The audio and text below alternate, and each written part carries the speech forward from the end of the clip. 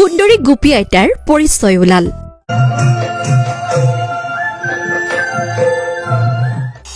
গোপীৰ লগত সমানে নৃত্য কৰি অসমবাসীৰ চকুৰ মণি হৈ পৰিছিল এটি নিশাতেই আইতাগৰাকীয়ে।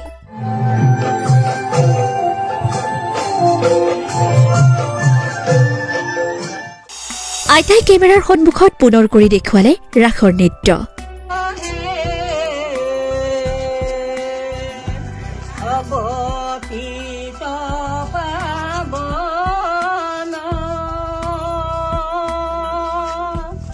আইতাক বিচাৰি মুখ্যমন্ত্ৰী ডাঙৰীয়ায়ো কৰিছিল ফেচবুক পোষ্ট। সামাজিক মাধ্যমত ৰাসত নৃত্য কৰা আইতাগৰাকীৰ অৱশেষত ঠিকনা ওলাল।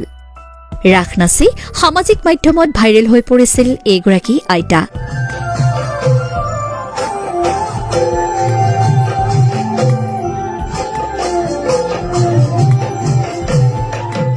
আইতাগৰাকীৰ ঠিকনা বিচাৰি সামাজিক মাধ্যমত পোষ্ট কৰিছিল মুখ্যমন্ত্ৰীও। অৱশেষত ঠিকনা বিচাৰি ওলাল আইতাগৰাকীৰ। নগাৰ জীয়ৰী আৰু মৰিগাঁৱৰ বোৱাৰী এইগৰাকী আইতাৰ নাম মীনা মেধি।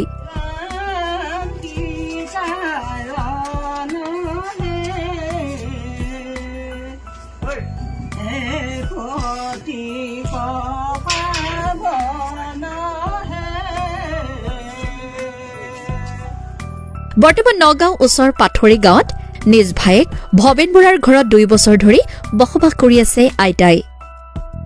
জীয়ৰী কালিৰে পৰা সাংস্কৃতিক দিশত আগ্ৰহী হোৱা আইতাৰ বিবাহপাশত আবদ্ধ হৈছিল ৰাস নাচিয়ে। আইতাই জীয়ৰী অৱস্থাতে ৰাস নাচি চিনাকি হৈছিল ককাৰ লগত।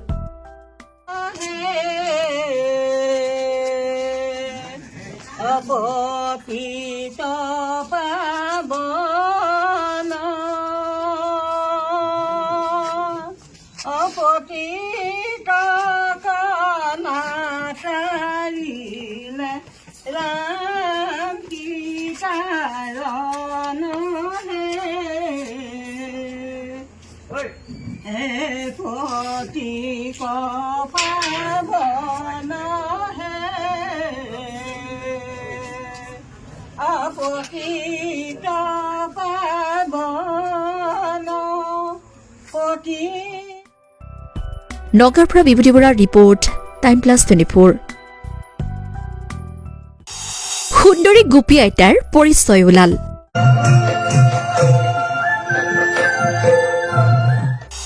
গোপীৰ লগত সমানে নৃত্য কৰি অসমবাসীৰ চকুৰ মণি হৈ পৰিছিল এটি নিশাতেই আইতাগৰাকীয়ে।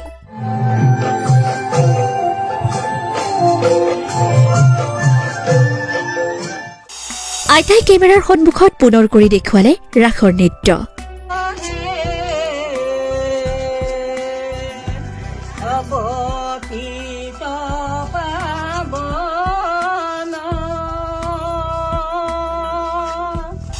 আইতাক বিচাৰি মুখ্যমন্ত্ৰী ডাঙৰীয়ায়ো কৰিছিল ফেচবুক পোষ্ট। সামাজিক মাধ্যমত ৰাসত নৃত্য কৰা আইতাগৰাকীৰ অৱশেষত ঠিকনা ওলাল। ৰাস নাচি সামাজিক মাধ্যমত ভাইৰেল হৈ পৰিছিল এইগৰাকী আইতা।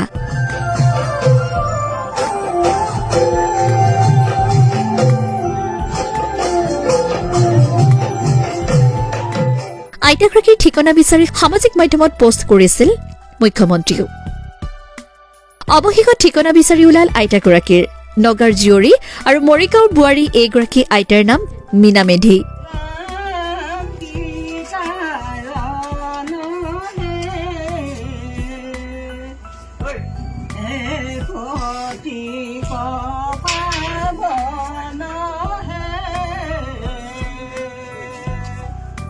বৰ্তমান নগাঁও ওচৰ পাথৰী গাঁৱত নিজ ভায়েক ভৱেন বৰাৰ ঘৰত 2 বছৰ ধৰি বসবাস কৰি আছে আইতাই।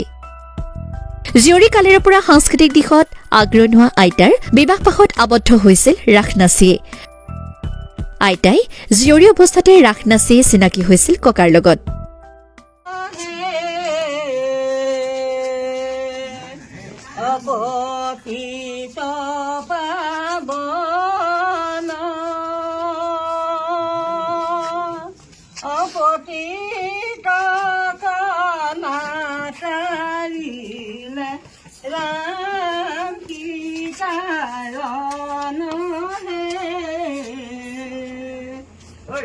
Hey,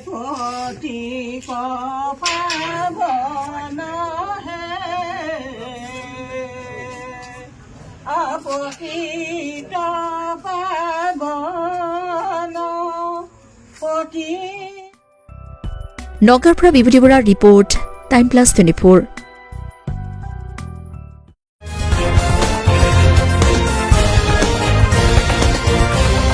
Time+24